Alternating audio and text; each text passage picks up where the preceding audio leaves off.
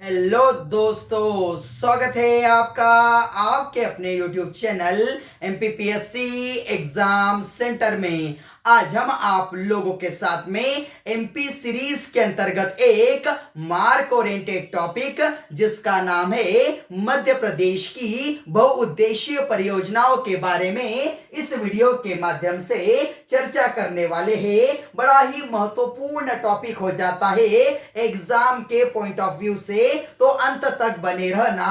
आज के बाद मध्य प्रदेश की किसी भी परियोजना से संबंधित, मध्य प्रदेश के किसी भी बांध से संबंधित और मध्य प्रदेश की किसी भी नदी से संबंधित कोई भी क्वेश्चन नहीं छूटने वाला। कौन सा बांध किस नदी पर बनाया गया है, कौन सी परियोजना वर्तमान में किस नदी पर संचालित हो रही है, वह किन किन राज्यों की संयुक्त परियोजना है, संपूर्ण बातें इस वीडियो के माध्यम से आप लोगों को मैं बताने वाला हूं। तो शुरुआत करते हैं मध्य प्रदेश का सबसे उत्तरी जिला जिसका नाम है मुरैना। मुरैना में कौन सा बांध है?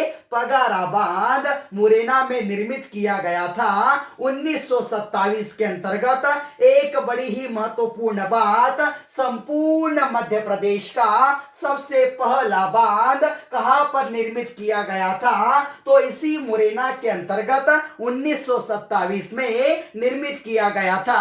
आजकल पहला नहीं पूछा जाता, आजकल पूछ लेता है कि बताइए संपूर्ण मध्य प्रदेश का दूसरा बांध कौन सा है? तो इस रायसेन के अंतर्गत इस बांध का नाम है पालकमती बांध। यह बांध 1933 के अंतर्गत रायसेन के अंतर्गत निर्मित किया गया था। इस बात को भी नोट कर लो। अब बात करते हैं श्योपुर के बारे में। श्योपुर में कौन सा बांध है? काकेतो बांध मध्य प्रदेश के किस जिले में है? तो श्योपुर के अंतर्गत है, यह भी याद रखना। अब बात करते हैं ग्वालियर के बारे में। ग्वालियर भी बड़ा महत्वपूर्ण हो जाता है। पहसारी और तिघरा बांध दो बड़े ही महत्वपूर्ण बांध है। पहसारी बांध, तिघरा बांध मध्य प्रदेश के किस जिले में है? तो ग्वालियर के अंतर्गत है और बड़ा ही महत्वपूर्ण हो जाता है। एक यहाँ पर बड़ी ही महत्वपूर्ण नहर है जिसका नाम है हरसी नहर। मध्य प्रदेश के किस जिले में है? तो यह है ग्वालियर के अंतर्गत। अब शिवपुरी की बात करते हैं। शिवपुरी भी बड़ा महत्वपूर्ण हो जाता है। यदि आपको पता होगा, यह जो विदिशा है ना, विदिशा की एक तहसील है सिरोंज तहसील। इसी के पास से एक नदी का उद्गम होता है जिसका नाम है सिंध नदी और यह अशोकनगर के अंतर्गत जाती है। उसके पश्चात सिंध नदी याद रखना, यह जो गुना है ना, उसे दो बराबर भागों के अंतर्गत बांटती है। यहां से भी क्वेश्चन बन जाता है। उसके बाद प्रवेश करती है दतिया में और दतिया के बाद प्रवेश करती है भिंड में। भिंड के अंतर्गत इसकी एक सहायक नदी है कवारी नदी या कुंवारी नदी, जो आती है कहां से? इस शिवपुरी के पठार से और इसकी सहायक नदी बन जाती है और यह आगे चलकर यमुना के अंतर्गत सिंध नदी जालौन नामक स्थान पर इससे मिल जाती है। तो इसी सिंध नदी पर एग्जाम में क्वेश्चन पूछा गया है कि मनीखेड़ा बांध किस नदी पर है? तो सिंध नदी पर है। इसका पुराना नाम क्या है? याद रखना, इसे कुड़िया बांध के नाम से भी जाना जाता था। कुड़िया बांध कह लो या मनीखेड़ा बांध कह लो, किस नदी पर है? तो सिंध नदी पर है। साथ ही साथ यहां पर एक संपूर्ण यदि सिंध नदी देखे तो यहां पर यह जो बांध है, जो भी बांध होता है ना, उस पर उसे क्या कर लिया जाता है? यदि उस बांध का ज्यादा उपयोग होने लग जाता है तो उस पर परियोजनाएं संचालित की जाने लगती है। एक परियोजना भी संचालित की जा रही है 2018 के अंतर्गत। इस परियोजना का निर्माण कार्य शुरू हो गया था जिसे हम जानते हैं मोहिनी सागर, या जिसका नाम नाम परिवर्तित कर दिया गया है। अटल सागर परियोजना किस नदी पर है? तो सिंध नदी पर है। इस बात को नोट कर लो, यहां से एग्जाम के अंतर्गत क्वेश्चन बनता है। कहां पर? मध्य प्रदेश का ऐसा कौन सा जिला है जहां पर मनीखेड़ा बांध या कुड़िया बांध है? तो वह है शिवपुरी। और मोहिनी सागर या अटल सागर परियोजना, मनीखेड़ा बांध या कुड़िया बांध किस नदी पर है? तो सिंध नदी पर है। ज्यादा इसके बारे में बताया क्योंकि यहां से एग्जाम में क्वेश्चन बनता है। अब बात करते हैं मंदसौर के बारे में। मंदसौर बड़ा महत्वपूर्ण हो जाता है। याद रखना, जो चंबल नदी घाटी परियोजना यदि देखे तो उसकी शुरुआत हो गई थी 1953-1954 के अंतर्गत। यदि संपूर्ण मध्य प्रदेश के अंतर्गत देखे तो इसी चंबल नदी पर संपूर्ण मध्य प्रदेश में सबसे पहला बांध इसी नदी पर बनाया गया था। चंबल नदी का उद्गम आपको पता है इंदौर से होता है, धार की सीमा से प्रवाहित होती हुई उज्जैन, रतलाम, मंदसौर और नीमच में प्रवेश करती है। वहां से राजस्थान वाले भाग में चली जाती है। बाद में श्योपुर, मुरैना, भिंड होते हुए कहां पर मिल जाती है? इटावा नामक स्थान पर यमुना से मिल जाती है। तो याद रखना, यह जो मंदसौर है ना, इसी मंदसौर पर सबसे पहले चंबल नदी पर बनने वाला बांध कौन सा है? तो गांधी सागर बांध है। इस बात को नोट कर लो, किस नदी पर? चंबल नदी पर। यदि आपसे मध्य प्रदेश का जिला पूछ ले तो मंदसौर लगाना, और हो सकता है कुछ कुछ किताबों के अंतर्गत आपको नीमच प्लस मंदसौर भी देखने के लिए मिल जाए। इसकी एग्जैक्ट जो पोजीशन है ना, मंदसौर पर है। और यदि उसके बाद बात करें तो उसके अलावा ऐसा भी एग्जाम के अंतर्गत पूछ लिया जाता है, यह जो गांधी सागर बांध है ना, संपूर्ण मध्य प्रदेश की सबसे पहली जल विद्युत परियोजना किस बांध पर क्रियान्वित की गई थी? इसी गांधी सागर बांध पर क्रियान्वित की गई थी। यहां पर कितना मेगावाट विद्युत का उत्पादन होता है? 115 मेगावाट बिजली का उत्पादन होता है इस परियोजना में। उसके बाद यदि बात करें राणा प्रताप सागर परियोजना, जवाहर सागर परियोजना, यह दोनों कहां पर मिलेंगी आपको? तो याद रखना, यह दोनों आते हैं चंबल के अंतर्गत। राणा प्रताप सागर परियोजना राजस्थान के चित्तौड़गढ़ के अंतर्गत आती है। जवाहर सागर परियोजना, यह जो कोटा वाला एरिया है उससे लगभग 38 किलोमीटर दूर इस परियोजना को निर्मित किया गया है। यहां पर भी याद रखना, जो राणा प्रताप सागर परियोजना है इसमें 172 मेगावाट विद्युत का उत्पादन होता है, और जवाहर सागर परियोजना में 99 मेगावाट विद्युत का उत्पादन होता है। तीनों को यदि आप जोड़ लोगे, गांधी सागर परियोजना, जवाहर सागर परियोजना, राणा सागर परियोजना, तो 386 मेगावाट बिजली का उत्पादन होता है। इसका 50% मध्य प्रदेश अपने पास रखता है और 50% राजस्थान को दिया जाता है। संपूर्ण बातें यहां से याद रखना, यहां से एग्जाम के अंतर्गत क्वेश्चन बनते हैं। यह चंबल नदी घाटी परियोजना के अंतर्गत बड़ा ही महत्वपूर्ण हो जाता है मध्य प्रदेश से क्वेश्चन। अब बात करें रतलाम की। रतलाम में यदि देखें तो कौन सी परियोजना है? कोटेश्वर परियोजना कहां पर है? मध्य प्रदेश के किस जिले में है? तो याद रखना, रतलाम में है। अब आगे बात करते हैं राजगढ़ के बारे में। राजगढ़ भी बड़ा महत्वपूर्ण हो जाता है। एक नदी का नाम बताता हूं जिसका नाम क्या है? काली सिंध नदी। काली सिंध नदी का उद्गम कहां से होता है? देवास से होता है, और देवास के बाद क्या करती है? शाजापुर में जाती है, और यहां से कहां पर प्रवेश करती है? जो राजगढ़ है उसकी एक तहसील है नरसिंहगढ़, वहां से प्रवाहित होती है। अगर किसी सीमा बनाते हुए, तो यह यहां से निकलती है। और यहीं पर यदि एग्जाम में पूछ ले कि कुंडलिया बांध किस नदी पर है, तो याद रखना काली सिंध नदी पर है। मध्य प्रदेश के किस जिले में है, तो जो याद रखना राजगढ़ के अंतर्गत बना है कुंडलिया बांध। उसके बाद यदि बात करें तो मोहनपुरा बांध या मोहनपुरा परियोजना मध्य प्रदेश में कहां पर आती है, कौन से जिले में है, तो राजगढ़ के अंतर्गत है। किस नदी पर है, तो नेवज नदी पर है। आपको इसके बारे में एक बात पता होना चाहिए, यह जो मोहनपुरा परियोजना है ना, जो नेवज नदी पर राजगढ़ में है, इस परियोजना का लोकार्पण प्रधानमंत्री नरेंद्र मोदी जी के द्वारा 2018 में किया गया था। उसके बाद पतनपुर परियोजना कहां पर है, तो पतनपुर परियोजना आती है पार्वती नदी पर। बड़ी ही महत्वपूर्ण हो जाती है यह परियोजना। किस जिले में है, तो याद रखना यह भी है राजगढ़ के अंतर्गत।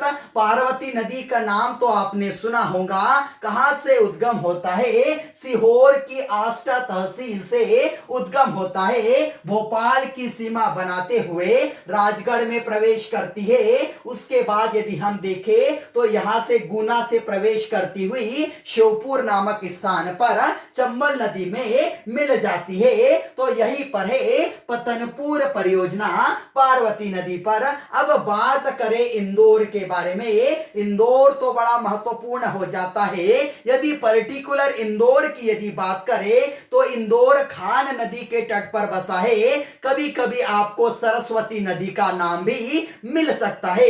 यह सरस्वती नदी हमारे मध्य प्रदेश की सरस्वती नदी है। और आपने संपूर्ण भारत के परिदृश्य में यदि सरस्वती नदी का जिक्र सुनोगे, जिसे वर्तमान के अंतर्गत घग्गर नदी के नाम से जाना जाता है, सरस्वती नदी विलुप्त तो हो चुकी है, जिसे लोग जानते हैं घग्गर नदी के नाम से, तो यह इंदौर है। और इंदौर से ही हम जानते हैं जो चंबल नदी के बारे में पढ़ा, तो विंध्याचल पर्वत श्रेणी के अंतर्गत जानापाव पहाड़ियों से महू तहसील से चंबल नदी का उद्गम होता है। और यहीं से हमें देखने के लिए मिलता है शिप्रा नदी का उद्गम काकरी बरडी पहाड़ी से, बनेश्वर कुंड से। तो इंदौर के अंतर्गत वैसे कई सारी हमें नदियां देखने के लिए मिलेंगी। और इसी के पास में एक स्थान आता है चोरल। इस यहाँ पर चोरल नदी पर ही एक परियोजना क्रियान्वित की जा रही है, जिसे चोरल परियोजना के नाम से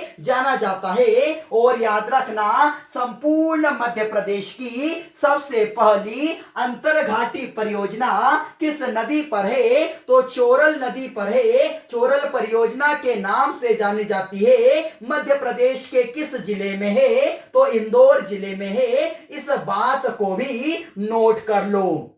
अब आते हैं धार के बारे में बात करते हैं। धार तो बड़ा महत्वपूर्ण हो जाता है। इसी धार से हम जानते हैं माही नदी का उद्गम होता है। जो धार है ना, माही नदी के तट पर, साथ ही साथ यहां से हम जानते हैं नर्मदा नदी भी निकलती है। तो नर्मदा नदी के तट पर बसा है धार। और इसी पर जो मान नदी है ना, वह किसकी सहायक नदी है, मान नदी नर्मदा की सहायक नदी है। इसी पर एक परियोजना बनाई गई है, मान परियोजना। कहां पर है, धार में। और माही परियोजना, माही नदी भी यहीं से निकलती है, धार के मिंडा नामक ग्राम से। और आप जानते हो तो जो माही नदी है ना, रतलाम के अंतर्गत कर्क रेखा को दो बार काटती है। संपूर्ण विश्व की ऐसी नदी जो कर्क रेखा को 2 बार काटती है, वह है माही नदी। और इसी धार के अंतर्गत माही परियोजना क्रियान्वित की जा रही है। नीचे आते हैं अलीराजपुर के बारे में बात करते हैं। अलीराजपुर भी बड़ा महत्वपूर्ण हो जाता है।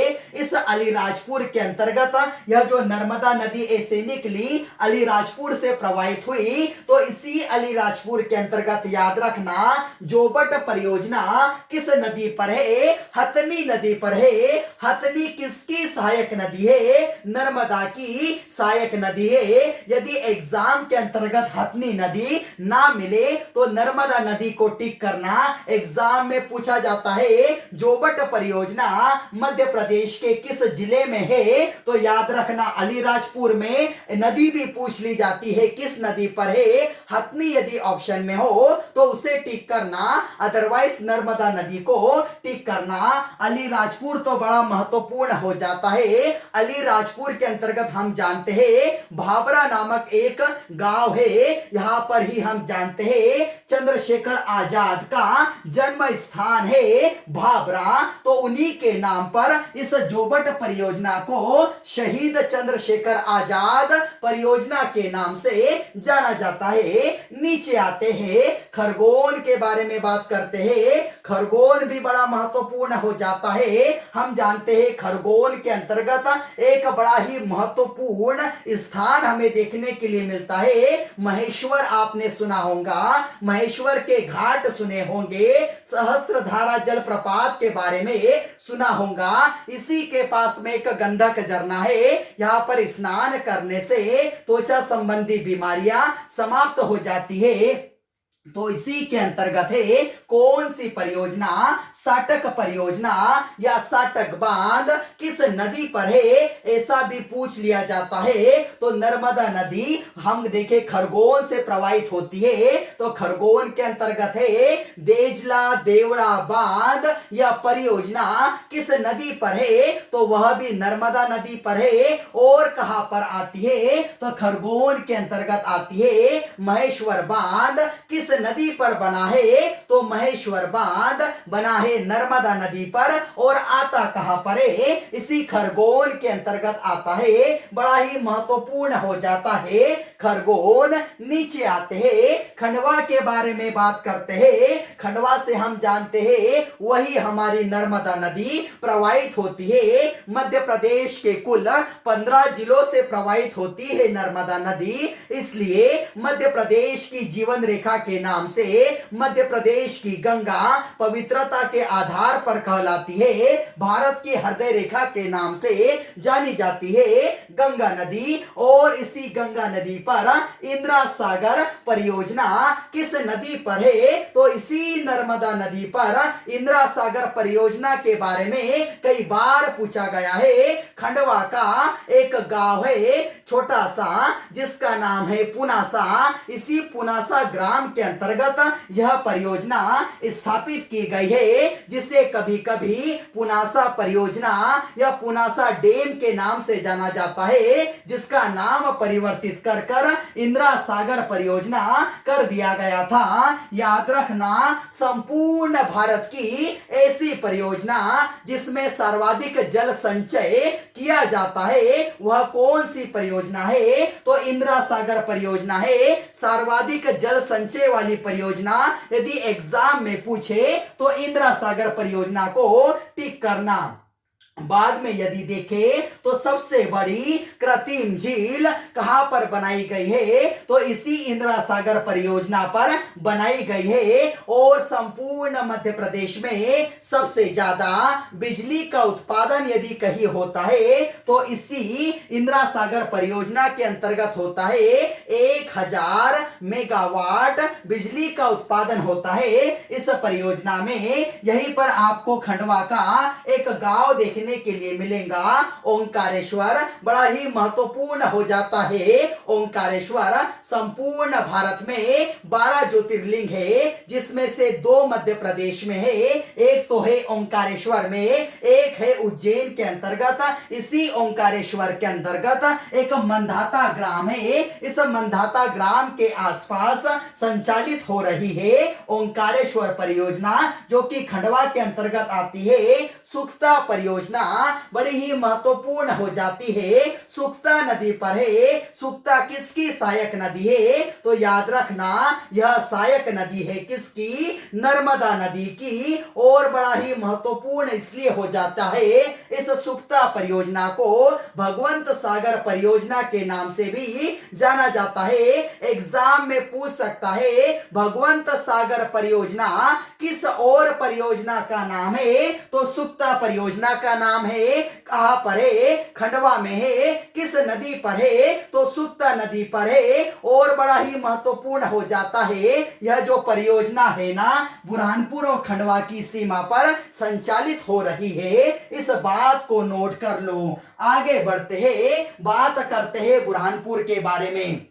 बुरहानपुर में भी एक परियोजना संचालित हो रही है जिसका नाम क्या है? भावसा परियोजना। मध्य प्रदेश के किस जिले में संचालित हो रही है? तो वह हो रही है बुरहानपुर में। अब बात करते हैं छिंदवाड़ा के बारे में। हम जानते हैं छिंदवाड़ा, यहां से एक नदी का उद्गम होता है जिसका नाम क्या है? तो याद रखना पेंच नदी। यहां पर आपको पेंच अभ्यारण्य भी देखने के लिए मिल जाएगा। छिंदवाड़ा और सिवनी की सीमा पर पेंच राष्ट्रीय उद्यान भी अपने को देखने के लिए मिल सकता है। यहीं से हम देखें तो पेंच नदी निकलती है और इसी नदी पर पेंच परियोजना के नाम से या माचा गोरा परियोजना के नाम से एक हम देखें परियोजना संचालित हो रही है। और यहाँ पर माचा गोरा बांध भी है। एग्जाम में पूछ सकता है माचा गोरा बांध किस नदी पर बना है? तो पेंच नदी पर बना है। साथ ही साथ यह एक संयुक्त परियोजना है मध्य प्रदेश और महाराष्ट्र की। यहां से भी एग्जाम के अंतर्गत क्वेश्चन बन जाता है। सीता रेवा परियोजना, यह भी छिंदवाड़ा के अंतर्गत है। छिंदवाड़ा से एक नदी निकलती है जिसका नाम है सीता रेवा। तो सीता रेवा नदी पर संचालित हो रही है सीता रेवा परियोजना। बैतूल की यदि बात करें तो काली सागर परियोजना बड़ी ही महत्वपूर्ण हो जाती है। पारस डोह परियोजना बड़ी ही महत्वपूर्ण हो जाती है। इस बैतूल के अंतर्गत काली सागर नदी पर यह संचालित हो रही है। और इसे याद रखना बाघ नदी की एक हम देखें सहायक नदी के रूप में इसे माना जाता है। इसकी एक हम देखें बड़ी ही महत्वपूर्ण खासियत यह है कि यह जो परियोजना है ना, यह भी मध्य प्रदेश और याद रखना किसकी? महाराष्ट्र की संयुक्त परियोजना है। यहां से भी एग्जाम में क्वेश्चन बन सकता है। भोपाल के अंतर्गत याद रखना कौन सा जलाशय है? एग्जाम में एज इट इज पूछ लेता है। करेवा जलाशय मध्य प्रदेश के किस जिले में है? तो भोपाल के अंतर्गत है। सीहोर के बारे में यदि बात करें, यह जो नर्मदा नदी है ना, उसी की एक सहायक नदी है कोलार नदी। इस पर कोलार परियोजना संचालित की जा रही है और इसी कोलार परियोजना के द्वारा संपूर्ण भोपाल को जल आवंटित किया जाता है। और यह परियोजना विश्व बैंक के द्वारा संचालित हो रही है। और यहीं पर याद रख लो रायसेन भी बड़ा महत्वपूर्ण हो जाता है। रायसेन के अंतर्गत बरना परियोजना जो कि बरना नदी पर है, यह भी विश्व बैंक के द्वारा संचालित हो रही है। इस बात को भी नोट कर लो। अब यदि बात करें होशंगाबाद के बारे में, होशंगाबाद भी बड़ा महत्वपूर्ण हो जाता है। होशंगाबाद के अंतर्गत यदि देखें तो तवा परियोजना बड़ी ही महत्वपूर्ण हो जाती है। तवा नदी का उद्गम कहां से होता है? हमारी यह जो पर्वत श्रृंखला है सतपुड़ा पर्वत श्रेणी के अंतर्गत इसका जो मध्य भाग है महादेव पर्वत कहलाता है। इसी पर्वत से उद्गम होता है तवा नदी का।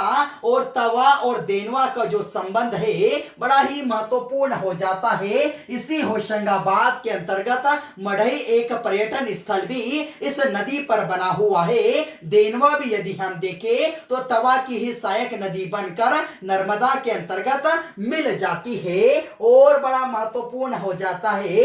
इसी तवा नदी पर याद रखना संपूर्ण मध्य प्रदेश का सबसे लंबा बांध 1322 मीटर का और संपूर्ण मध्य प्रदेश का सबसे लंबा सड़क बांध किस नदी पर है? तो तवा नदी पर है। होशंगाबाद की एक तहसील है इटारसी, इसी स्थान पर यह परियोजना संचालित की जा रही है। इटारसी के बारे में जानते हैं। संपूर्ण मध्य प्रदेश का सबसे बड़ा रेलवे जंक्शन इटारसी ही है। इस बात को भी नोट कर लो, यह जो तवा नदी है ना, यह जो नर्मदा नदी है उसकी सबसे बड़ी सहायक नदी है। बाई ओर से मिलती है, बांद्रा मान इलाके के अंतर्गत नर्मदा नदी से मिलन करती है, उसकी सहायक नदी बन जाती है। आगे यदि बात करें तो सबसे पहले देखते हैं, हम अब यहां पर ले लेते हैं सबसे पहले मंडला के बारे में। मंडला भी बड़ा महत्वपूर्ण हो जाता है। मटियारा परियोजना याद रखना, यह जो मटियारा है ना बड़ी ही महत्वपूर्ण नदी है। मटियारा जो नदी है ना बंजर नदी की सहायक नदी है। और बंजर किसकी सहायक नदी है? तो आपको पता है बंजर है नर्मदा नदी की सहायक नदी। तो मटियारा परियोजना मटियारा नदी पर संचालित हो रही है। हेलोन परियोजना यह भी किस नदी पर है? तो यह हेलोन नदी पर है। थावर परियोजना बड़ी ही महत्वपूर्ण हो जाती है। झुलझुरपुर नामक एक गांव है इस बालाघाट में, वह इस मंडला के अंतर्गत जहां पर यह संचालित हो रही है। नीचे आए सिवनी के बारे में यदि बात करें तो सिवनी से आप जानते हैं दक्षिण की ओर एक नदी प्रवाहित होती है जिसका नाम क्या है? तो उसका नाम है वेनगंगा नदी। बड़ी ही महत्वपूर्ण हो जाती है वेनगंगा नदी। इसी नदी पर 1972 के अंतर्गत संजय गांधी सरोवर परियोजना संचालित हो रही है, जिसे एक और अन्य नाम से जाना जाता है भीमगढ़ बांध के नाम से। और याद रखना संपूर्ण मध्य प्रदेश का सबसे बड़ा ही क्या, संपूर्ण एशिया का सबसे बड़ा मिट्टी का बांध कौन सा बांध है? भीमगढ़ बांध है। और संपूर्ण विश्व का दूसरा सबसे बड़ा मिट्टी का बांध जिसका नाम क्या है? भीमगढ़ बांध, जिसे एक और अन्य उपनाम से संजय सरोवर बांध के नाम से भी जाना जाता है। कहां पर है? सिवनी के अंतर्गत। किस नदी पर है? तो वेनगंगा नदी पर है। और इस सिवनी के अंतर्गत जो वेनगंगा निकलती है ना, यह इसकी जीवन रेखा के नाम से जानी जाती है। यहां से निकलती है सिवनी से, बालाघाट में प्रवेश करती है, यहां पर आती है। इसी बैतूल से एक वर्धा नदी आती है, वर्धन शिखर से निकलती है। छिंदवाड़ा से यहां पर जब आकर दोनों नदियां मिलती है तो इनका संगम प्राणहिता के नाम से जाना जाता है। बाद में आगे जाकर यह मिल जाती है गोदावरी नदी से। इस बात को भी नोट कर लो। अब बात करते हैं बालाघाट के बारे में। बालाघाट भी बड़ा महत्वपूर्ण हो जाता है। सबसे ज्यादा नहरें यदि कहीं देखने के लिए मिलती है तो इसी बालाघाट के अंतर्गत देखने के लिए मिलती है।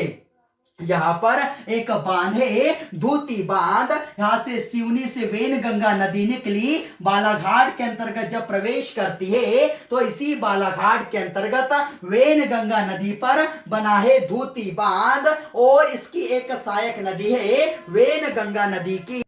वेनगंगा नदी बड़ी ही महत्वपूर्ण हो जाती है। अभी आपको बताया यह चंदन नदी भी है ना, यहां पर ही आपको देखने के लिए मिलेंगी जो सहायक नदी बन जाती है वेनगंगा नदी की। तो याद रखना नेहल सेरा बांध किस नदी पर है? तो चंदन नदी पर है। चंदन किसकी सहायक नदी है? वेनगंगा नदी की सहायक नदी है। और याद रखना यह पेंच नदी भी बड़ी महत्वपूर्ण हो जाती है। एग्जाम में पूछ लिया जाता है पेंच किसकी सहायक नदी है? तो याद रखना यह काहनन नदी की सहायक नदी है। और काहनन किसकी सहायक नदी है? तो वह सहायक नदी है किसकी? वेनगंगा नदी की। यहां से भी एग्जाम के अंतर्गत क्वेश्चन बन जाते हैं। और इसी बालाघाट के अंतर्गत इसकी एक तहसील है कटंगी तहसील और वहां पर एक गांव है कुड़वा ग्राम। इसी के अंतर्गत एक परियोजना संचालित की जा रही है जिसका नाम है 52 थड़ी परियोजना। बा से बालाघाट, बा से 52 थड़ी परियोजना। याद रख लेना कहां पर है, तो बालाघाट में है। और याद रखना हमारा जो बालाघाट की एक तहसील है कटंगी और यहाँ का एक जो गांव है कुड़वा ग्राम, तो वहां के जो लोग है ना इसे कुड़वा बांध के नाम से भी इस परियोजना को संबोधित कर देते हैं। एग्जाम में पूछ सकता है कुड़वा बांध को किस परियोजना के नाम से जाना जाता है, तो 52 थड़ी परियोजना के नाम से जाना जाता है। यह भी मध्य प्रदेश और बड़ा ही महत्वपूर्ण हो जाता है महाराष्ट्र की संयुक्त परियोजना है। यहाँ पर महाराष्ट्र का भंडारा जिला है, उसकी एक तहसील है तुमसर तहसील। तो यह दोनों इसी के भाग में आपको देखने के लिए मिल जाएगी।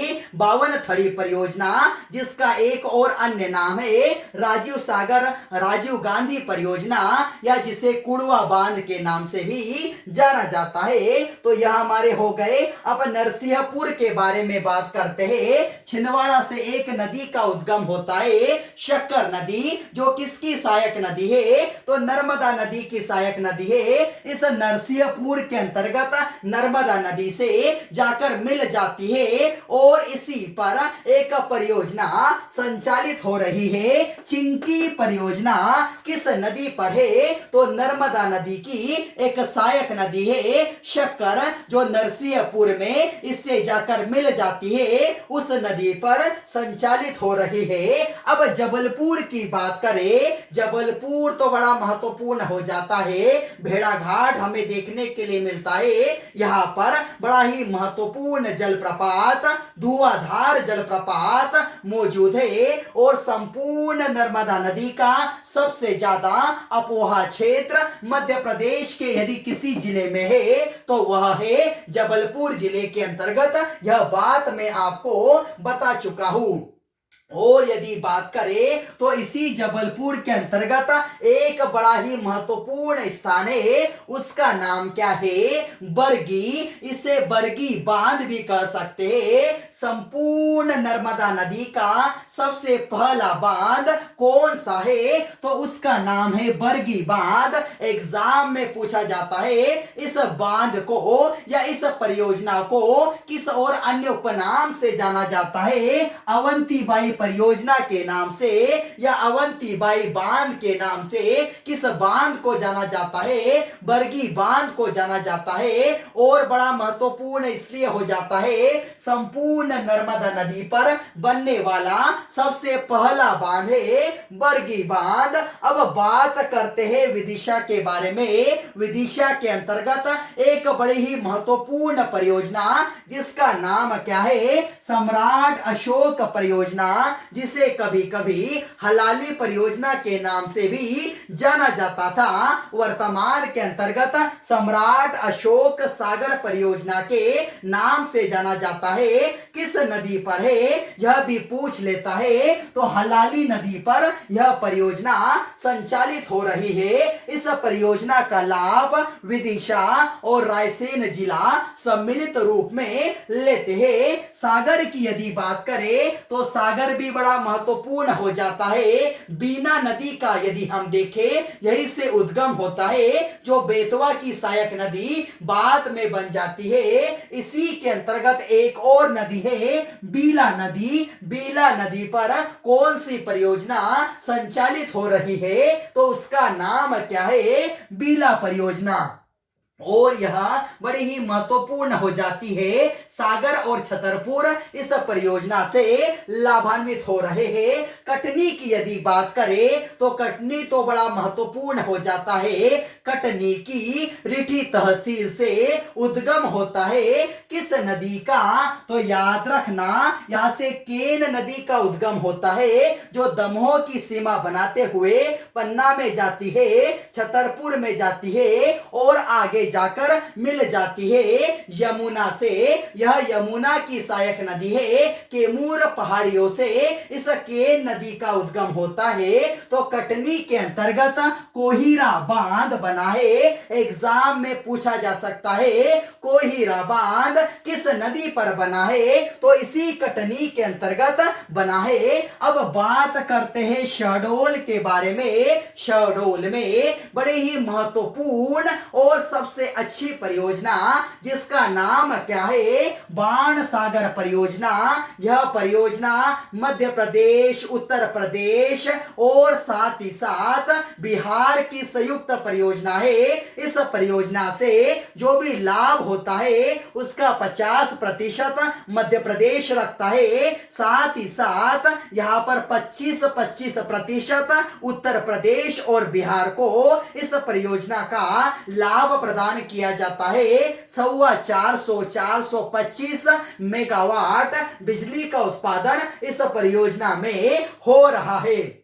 और यह परियोजना शहडोल के देवलोंद नामक स्थान पर बनी है। यहां से शहडोल नदी निकलती है। अनूपपुर से इसका उद्गम होता है। अनूपपुर से निकली, शहडोल में गई, सीधी में प्रवेश करती है और सिंगरौली से जाकर आगे मिल जाती है किसमें, तो यह मिल जाती है गंगा नदी के अंतर्गत। बड़ी ही महत्वपूर्ण हो जाती है सोन नदी। सोन नदी यदि देखें कहां पर इसका मिलन होता है, गंगा नदी के अंतर्गत, तो याद रखना पटना के अंतर्गत होता है, जो कि बिहार की राजधानी है। दानापुर पहाड़ियों के निकट सोन नदी का उद्गम होता है। और बड़ा ही महत्वपूर्ण हो जाता है सोन नदी का उद्गम अनूपपुर से मेकाल पर्वत श्रेणी के अंतर्गत सोन कुंड से होता है। नर्मदा नदी का उद्गम भी यहीं से होता है। और यदि बात करें तो बात करते हैं सीधी के बारे में। सीधी में कौन सी परियोजना संचालित हो रही है,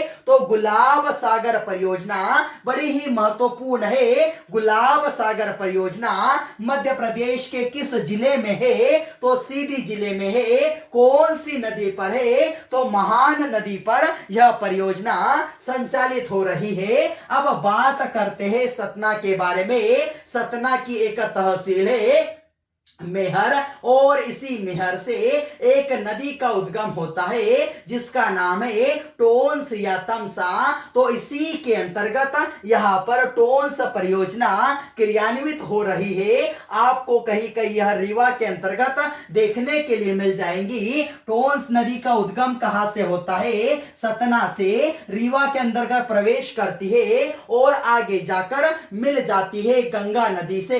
इस बात को याद रखना। और जो बिहड़ नदी का नाम आपने सुना होगा, बिहड़ नदी पर कई सारे जलप्रपात है। चचाई जलप्रपात, बहुटी जलप्रपात, केवटी जलप्रपात, यह बिहड़ नदी पर है। और बिहड़ नदी किसकी सहायक नदी है, इस टोंस नदी की या तमसा नदी की सहायक नदी है। यह जो रीवा है ना, किस नदी के किनारे बसा है, तो बिछिया नदी के किनारे बसा है रीवा। और जो बिछिया है किसकी सहायक नदी है, तो वह बिहड़ की सहायक नदी है। बिहड़ किसकी सहायक नदी है, टोंस की सहायक नदी है। सभी बातें मैं आपको बता चुका हूं। और बड़ा ही महत्वपूर्ण है यह छतरपुर, बड़ा ही मोस्ट आईएमपी हो जाता है। केन बहुउद्देश्य परियोजना किस नदी पर है, तो छतरपुर के अंतर्गत आती है केन नदी पर, जिसे ग्रेटर गगऊ परियोजना के नाम से या ग्रेटर गगऊ बांध के नाम से जाना जाता है। उर्मिल परियोजना, उर्मिल जो है ना, उर्मिल नदी सहायक नदी है केन नदी की। और यहां पर कहां पर आती है, तो इसी छतरपुर के अंतर्गत आती है। इस परियोजना से जो भी लाभ होता है 60-40 के रेशो में 60 मध्य प्रदेश को और 40% उत्तर प्रदेश को दिया जाता है। मध्य प्रदेश और उत्तर प्रदेश की संयुक्त परियोजना है उर्मिल परियोजना। उर्मिल नदी पर सिंहपुर बैराज परियोजना किस नदी पर है, तो यह भी है उर्मिल नदी पर। नरगवा परियोजना केन नदी की एक सहायक नदी है नरगवा, इसी पर यह परियोजना संचालित की जा रही है। आगे यदि बात करें तो टीकमगढ़ के बारे में बात करते हैं। एग्जाम में पूछा जाता है तालाब जोड़ो परियोजना कहां पर संचालित की जा रही है? संपूर्ण मध्य प्रदेश में, तो टीकमगढ़ में संचालित की जा रही है। दतिया की बात कर लेते हैं। दतिया की एक तहसील है भांडेर तहसील, यहां पर एक परियोजना संचालित की जा रही है। बड़ी ही महत्वपूर्ण हो जाती है यह परियोजना। भांडेर नहर परियोजना कहां पर है? तो दतिया के अंतर्गत है। इसका लाभ दतिया, भिंड, ग्वालियर इस परियोजना का लाभ ले रहे हैं और उत्तर प्रदेश को भी इसका कुछ भाग दिया जाता है। और इसी एरिया के अंतर्गत आपको कई सारी परियोजनाएं देखने के लिए मिलेंगी जो कि बेतवा नदी पर है। बेतवा नदी का आपको पता है उद्गम कहां से होता है? इस रायसेन के कुमरा नामक ग्राम से होता है।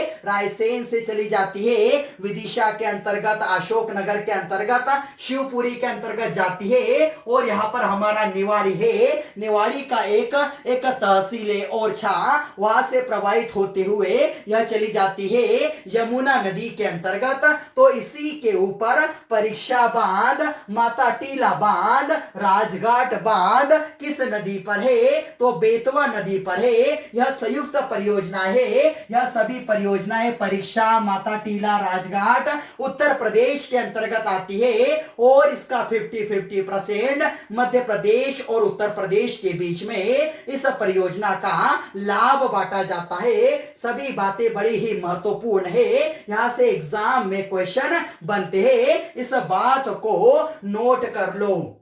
तो संपूर्ण जानकारी आप लोगों को मध्य प्रदेश की परियोजनाओं के बारे में मैंने उपलब्ध करा दी। एक महत्वपूर्ण क्वेश्चन पूछा जाता है कि मध्य प्रदेश सरकार के द्वारा नर्मदा घाटी परियोजना कब शुरू की गई? तो 9 अगस्त 1985 के अंतर्गत इस परियोजना को क्रियान्वित किया गया था। और यदि बात करें इस गुजरात के अंतर्गत, तो गुजरात में सरदार सरोवर परियोजना या सरदार सरोवर बांध के बारे में सुना होगा, जो कि संपूर्ण भारत का दूसरा सबसे ऊंचा बांध है, जहां पर 1450 मेगावाट बिजली का उत्पादन किया जा रहा है, जिसे बढ़ाकर 6000 मेगावाट तक परिवर्तित करने का लक्ष्य रखा गया है। इससे जो भी लाभ होता है ना, 57% मध्य प्रदेश, 27% गुजरात और 16% महाराष्ट्र अपने पास रखता है। अर्थात आप कह सकते हो सरदार सरोवर परियोजना महाराष्ट्र, गुजरात और साथ ही साथ मध्य प्रदेश की संयुक्त परियोजना है।